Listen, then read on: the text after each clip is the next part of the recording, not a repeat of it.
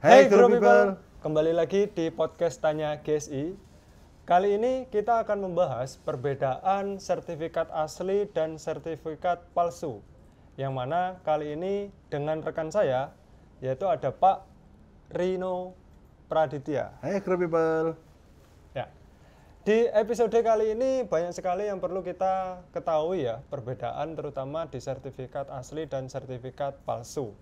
Nah, bagaimana sih menurut Pak Rino terkait menyikapi sertifikat-sertifikat palsu ini, Pak Rino? Oke, jadi Grow People tentunya sertifikat palsu itu sangat merugikan ya Pak Adit ya? Merugikan banget ya Pak? Merugikan orang secara personal, merugikan perusahaan. Ya karena sertifikat palsu itu tidak bisa diapa-apakan, tidak bisa digunakan lebih lanjut lagi, dan tidak diakui ya.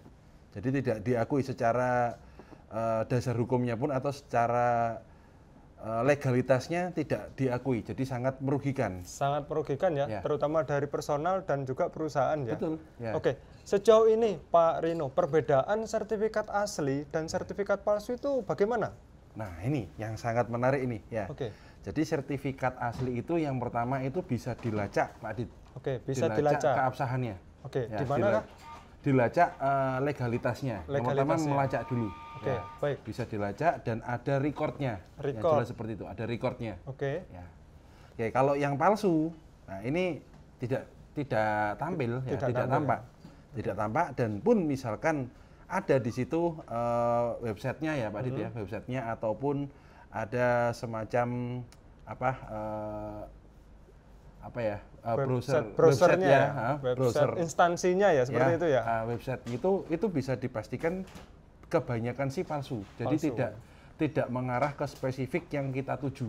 Ya, seperti itu. Jadi Grow People mengenai perbedaan sertifikat asli ini kemudahan dan keabsahan ketika pengecekan dan pelacakan ya seperti itu ya. Betul. Jadi kita kan pasti juga pengennya sertifikat itu dipergunakan semaksimal mungkin ya Pak Adit ya.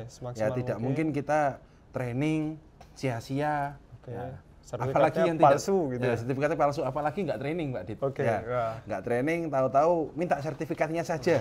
Nah, ya banyak komentar juga seperti itu Pak Adit. Jadi Pak bisa nggak kita tanpa training langsung dapat sertifikat. Yang penting saya bayar. Nah, itu. Kalau menurut Pak Rino bisa nggak ya? Kalau kita bayar saja lalu kita dapat sertifikat, kayaknya nggak bisa ya? Jadi kalau di GSI ini kita pertegas kembali tidak bisa ya Pak Adit ya. Tidak bisa. Jadi kita di sini lembaga sertifikasi yang melalui pelatihan terlebih dahulu. Ya. Dan untuk pelatihan itu sendiri pastinya juga bukan tanpa alasan, juga bukan tanpa sebabnya. Pasti ada kenapa sih kok harus kita ikuti pelatihan seperti itu gitu ya. Jadi memang secara pelatihan ini bukan hanya sekedar tujuannya untuk mencari sertifikat, tapi kita bekali seperti itu ya. Betul. Di GS ini kita benar-benar bekali, benar-benar sampai tuntas pemahaman dari peserta, betul ya? Betul. Yang mana nanti di akhirnya ada ujian-ujiannya seperti itu ya? Ada ujian, betul. Ada ujian. Dan tentunya harapan kita di sini nantinya ketika kembali ke perusahaan, ilmunya dapat dimanfaatkan. Nah, itu yang paling penting Pak Adit. Menarik. Ya, itu yang bisa dimanfaatkan. Kemudian di perusahaan juga itu kan pasti akan ditanyain hasilnya apa. Apa? Kalau kita ikut pelatihan, ya pasti kita dengan PD-nya bisa menjawab. Pak. Ya, bisa menjawab dengan PD. Ya, bentuk pelaporan pertanggungjawaban atas pelatihan yang sudah diberikan juga ya. Betul. Nah, Grow People, kita sudah tahu bahwasanya ada sertifikat palsu dan asli. Seperti itu ya Pak Rino ya. Nah, menurut Pak Rino, sertifikat Kemenaker dan perbedaan sertifikat Kemenaker dan BNSP itu apa Pak Rino? Jadi Grow People, kalau sertifikat dari Kemenaker itu lebih melekat ke perusahaannya ya, Pak perusahaannya ya. Jadi lebih melekat ke perusahaannya. Tentunya ada personalnya juga di situ. Tapi dia ditunjuk oleh satu perusahaan. Ya. Dan kalau sertifikat BNSP itu lebih ke pribadi, lebih ke personal. Kompetensi secara pribadinya betul. Ya. Jadi kalau di sertifikat BNSP itu kan namanya adalah kita berkompeten gitu ya. Betul. Nah, jadi kompetensi ke Melekat ke diri sendiri. Diri sendiri, ya. Dimana untuk kalau ke BNSP itu lebih ke pengalaman, Pak Dit. Ke pengalaman ya, experience-nya ya. Ya, pengalaman-pengalaman kerja yang dia diakui ya, nantinya endingnya itu adalah dia diakui, dia berkompeten. Kompeten atau tidak seperti itu ya. Ya, kalau untuk sertifikat Kemenaker itu lulus atau tidak. Lulus atau tidak. Ya. Oke. Seperti itu. Berarti memang ada sertifikat Kemenaker yang dia jatuhnya lebih ke merekat ke perusahaan, betul ya? Betul. Perusahaan dan personil, dan untuk yang BNSP ini dia lebih merekat ke personilnya ya, secara kompetensinya ya, betul ya? Nah, menurut Pak Rino untuk membedakan sertifikat asli dan palsu di kedua sertifikat ini bagaimana ya, Pak Rino? Jadi, Group People, saya tunjukkan di gambar ini ya. Jadi untuk sertifikat yang asli dulu ya Pak Adit ya. Oke, baik. Jadi untuk sertifikat yang asli itu tampilannya kurang lebih seperti ini. Ya, ini sertifikat yang terbaru, sertifikat dari Kemenaker yang terbaru. Yang terbaru ya. Ya, yang dimana sebelumnya ada juga Pak Didit yang tidak berwarna, atasnya itu tidak ada hijaunya. Tidak ada hijaunya ya. Tidak. Dia warna kuning ya, kalau nggak salah ya. Ya, yang lama ya. Yang lama ya, oke. Itu juga asli. Oke. Seperti itu. Bukan berarti itu sudah tidak berlaku, tidak. Tapi itu pengeluarannya yang lama. Kalau yang baru seperti di gambar ini, ya. Di mana di sini Pak Didit yang tadi saya ceritakan ya, bahwa bisa dilacak. Nah ini di dalam tombol di dalam QR gambar. code-nya. Ya, gambar QR code-nya ya. Kalau saya lihat itu ada QR code-nya samping fotonya itu ya. Betul. Di sini ya Pak Didit ya. Ya. Nah jadi di sini ini bisa kita scan, terus kemudian bisa kita lihat untuk keaslian dari sertifikat kita. Oke. Ya. Dan nanti yang muncul itu adalah websitenya resmi di Kementerian Tenaga Kerja. Oke, website resmi di kementerian ya, karena dia dikeluarkan oleh kementerian, betul ya? Kementerian Tenaga Kerja, betul. Oke. Ya. Dan di sini juga jelas ya, Pak Didit, ini ada foto ya, pasti foto kita, nggak mungkin fotonya kita ketukar Pak Didit ya sepertinya. Oke. Foto personilnya yang dinyatakan lulus ya? Betul, ya, foto dari peserta itu tadi. Oke. Dan kemudian di sini ini ada, nah kalau di sertifikat dari Kemenaker itu ada identitas kita ya. Ada identitas kita dan ada perusahaan. Nama perusahaan. Nama perusahaan. Ini yang saya katakan tadi bahwa bedanya kalau di sertifikat Kemenaker ini ya, itu kita based on perusahaan. Ya, artinya kita di sertifikat itu muncul nama perusahaan kita. Nama perusahaan kita. Ya, artinya kita mewakili dari perusahaan itu untuk ditunjuk sebagai pelatihan yang kita ikuti tadi. Oke. Ya. Baik. Lalu kemudian di sini ini pasti ya Pak Didit ya. Jadi ada pelaksanaannya. Ada pelaksanaannya. Ya, tanggal-tanggal pelaksanaannya. Terus kemudian yang melaksanakan pelatihan juga ya. Yang melaksanakan pelatihan seperti apa? Ya seperti itu. Dan untuk apa tadi Pak Didit? Masa berlaku ya? Masa berlaku, ya. Betul. Jadi untuk masa berlaku untuk sertifikat ini itu seumur hidup. Oh, seumur hidup ya Pak Rino ya? Sertifikatnya ya, sertifikatnya. Baik. Tapi kalau untuk lisensinya dan SKP-nya, nah itu bervariasi. Ya, kurang lebih sekitar 3-5 tahun. 3-5 tahun. Berarti selain ada sertifikat, kita juga memiliki lisensi, betul ya? Dan juga SKP, betul ya Pak Rino ya? Ya, SKP kalau di ahlinya ya Pak Didit. Di ahlinya ya? Oh, oke. Di ahlinya ada SKP. Nah, kalau untuk yang BNSP bagaimana Pak Rino? Ya, jadi coba saya jelaskan lewat gambar ini ya, Group People ya. Ya. Jadi Pak Didit, kalau untuk BNSP ini pastinya sertifikatnya seperti ini ya. Seperti yang di gambar ini. Di gambar. Ya. Yang dimana untuk BNSP itu ada bidangnya ini. Ya. Kita sebentar, ini kita ada di bidangnya bidang apa? Nah, ini ya. Jadi ini bidangnya. Kemudian nanti nama kita ada di sini. Ya, nama kita ada di sini. Saya tulis ya, nama. Terus kemudian nanti kita dapat nomor registrasi dari LSP. LSP-nya ya. Jadi untuk BNSP ini ngeceknya itu lewat LSP-nya. LSP-nya. Ya. Oke, baik. Terus kemudian nanti di sini ada verifikatornya by LSP. LSP-nya ya. Asesor yang ditunjuk oleh LSP-nya ya. Betul. Jadi kembali lagi untuk BNSP ini per bidang ya, Pak Didit ya. Ya, jadi ada bidang-bidangnya. Ya, Udah jelas ya Group People ya, ada bidang-bidangnya di sini dan tertera jelas ya. Ini untuk bidang-bidang apa dan untuk posisinya, ya posisinya sebagai apa ini di sini, petugas apa atau ahli apa, teknisi apa. Pelatihan yang diikuti ya, betul ya? Pelatihan yang diikuti. Ya, jadi untuk BNSP ini ya, nah kalau kita lihat di gambar ini Pak Didit, ya tidak ada nama perusahaan ya. Seperti itu ya. Ini yang menunjukkan di kompetensi dari personilnya ya. Betul. Ya. Ditunjukkan di kompetensi di personilnya itu sendiri. Ya, seperti itu. Berarti banyak sekali poin penting yang perlu kita perhatikan ya di kedua sertifikat tersebut ya. Yang mana kalau di sertifikat Kemenaker adanya nama identitas kita, personil pelatihannya, dan juga ada nama perusahaan juga, betul ya? Dan jangan lupa juga dipastikan mengenai QR code-nya ya, yang mana dia tersambung dengan akun ataupun websitenya dari kementerian seperti teman itu K3. Ya. Terutama teman K3 ya. K3.go.id. Dan jangan lupa dipastikan ada foto juga ya, seperti itu ya. Betul. Pak Rino ya. Nah begitu pula Group People untuk sertifikat BNSP ya.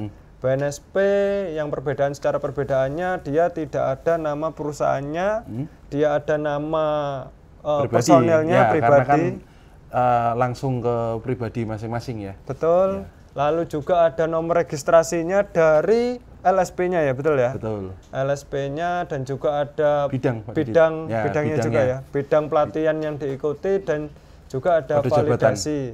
Jabatannya juga ada. Jabatan dulu tadi. Ada kode yang jabatan. Petugas apa atau teknisi apa atau ahli apa. Dan juga ada validasinya seperti itu ya. Betul. Pak Rino ya. Nah, biasanya Pak Rino untuk di sertifikat Kemenaker itu yang dipalsukan itu sertifikat apa saja, Pak Rino? Ini kebetulan bidang saya juga ini ya Pak Didit. Banyak sekali ya Pak Rino ya? Kebetulan yang banyak ya. Banyak itu di bidang pesawat angkat dan pesawat angkut. Tapi tidak menutup kemungkinan yang lain ya. Yang lainnya juga ya. Kenapa? Di bidang pesawat angkat dan pesawat angkut, karena di bidang pesawat angkat dan pesawat angkut itu banyak jenisnya Pak Didit. Banyak sekali. Alatnya, terus kemudian banyak kelasnya juga. Ya, jadi sebagai contoh ya, contoh misalkan ada crane itu ada tiga kelas. Ya, ada satu sertifikat itu yang menyatakan crane tanpa non kelas. Ada juga ya. Seperti itu, crane non kelas. Ya. Ataupun contoh yang lain, Pak Didit. Ya, contoh yang lain ada di eskavator. Nah, eskavator kelas 2. Sedangkan eskavator itu tanpa kelas seharusnya. Nah, seperti itu. Jadi itu yang banyak yang sering saya temukan seperti itu. Tapi tidak menutup yang lainnya juga ya. Apa mungkin karena faktor pekerjaan di kontraktor seperti itu ya, yang memang notabene cepat seperti itu? Ya tidak hanya di kontraktor aja sih. Manufacturing juga ada. Manufaktur juga ada. Nah, banyak sekali ya Group People mengenai sertifikat asli, sertifikat palsu, apalagi tadi sertifikat Kemenaker bidang pesawat angkut, betul ya, yang banyak sekali dipalsukan. Salah satunya ya. Salah satunya yang mana itu hal-hal tersebut perlu diperhatikan. Nah, menurut Pak Rino, untuk mencegah sertifikat palsu itu bagaimana ya Pak Rino ya? Jadi yang pertama itu pastikan PJK3-nya dulu. PJK3-nya valid. Valid ya? Cara kecek dari PJK3-nya valid atau tidaknya itu di teman K3 tadi. K3 juga. Betul. Jadi teman K3 tadi itu dicek mengenai PJK3-nya apakah sudah terdaftar atau tidak. Nah, seperti itu. Baik. Ya, jadi keabsahan dari yang menyelenggarakan dulu Pak Dit. Ya, seperti itu. Jadi penyelenggaraan itu sudah terdaftar ya. Artinya resmi. Ya. Ada lagi? Cukup ya? Ya, cukup itu dan QR code tadi ya. QR code tadi ya. QR code tadi yang paling penting dan dipastikan alamatnya juga betul Pak Dit. Ya. Ya. Lalu kalau misalkan ada sertifikat yang notabene dia mati, apakah bisa diperpanjang atau bisa diputihkan? Seperti itu. Satu kata itu Pak Didit ya, mohon maaf sekali, tidak bisa. Ya, artinya kalau Group People semua menjumpai sertifikat palsu ya, yang kemudian ini saya putihkan untuk diperpanjang, jawabannya adalah tidak bisa atau tidak legal. Seperti itu. Jadi solusinya gimana ya? Mulai dari nol lagi, Pak Didit. Ya. Yang namanya palsu gimana memutihkan kan seperti itu ya. Nah, itu tadi kalau pun misalkan kita di kelas ahli gitu ya. Betul. Di kelas ahli K3, sertifikatnya palsu sudah berapa hari itu Pak Didit? Ya, jadi berapa hari terbuang sia-sia. Ya, berapa hari effortnya itu juga pasti sia-sia, dan kita meninggalkan tugas di perusahaan ya pasti juga akan sia-sia Pak Didit. Sia-sia juga ya. Nah, menghilang daripada sertifikat palsu. Kalau misalkan saya nih Pak Rino memiliki sertifikat asli, namun saya lupa jatuh temponya ini sudah kelewat. Dalam artian sertifikat saya sudah expired seperti itu. Nah, ini kan kita juga nggak pegang sertifikatnya ya. Betul. Apakah masih bisa kita perpanjang Pak Rino? Statusnya ini expired seperti itu. Mati. Sudah mati. Betul. Kalau sudah mati lewat dari 1 tahun tidak bisa Pak Didit. Ya, jadi harus kembali nol lagi. Kembali nol lagi. Batasannya adalah 1 tahun ya. Kurang lebih. Kurang lebih 1 tahun.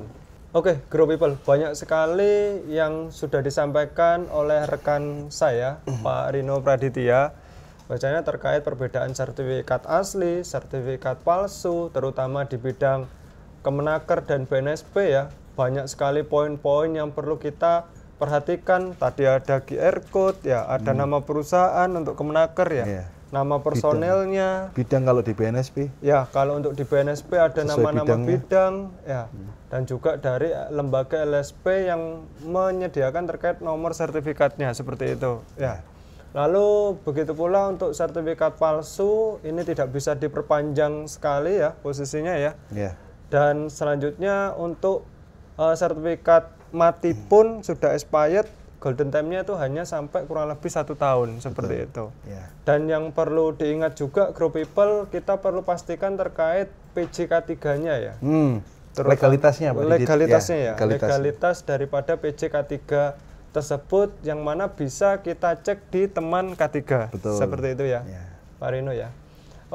Demikian untuk podcast kali ini, Ditanya GSI kali ini. Jangan lupa untuk ikuti terus video kita ya. Dan juga apabila kalian ingin mendapatkan sertifikat-sertifikat yang asli Pak Didit, jangan lupa untuk menghubungi nomor kontak kita ya. Berarti GSI bisa ya? Bisa, pasti bisa. Bisa banget. Jadi jangan lupa kalau misalkan Bapak Ibu ingin melakukan sertifikasi di PJK3, juga pastikan di GSI ini juga bisa menerima pelatihan-pelatihan mengenai Kemenaker dan juga BNSP. Seperti itu. Demikian Grow People. Dan jangan lupa untuk like and comment, subscribe, dan juga share ke teman-teman kalian posisinya ya, supaya untuk mengetahui terkait informasi-informasi K3 yang ada di podcast kita. Demikian kita akhiri. Salam GSI.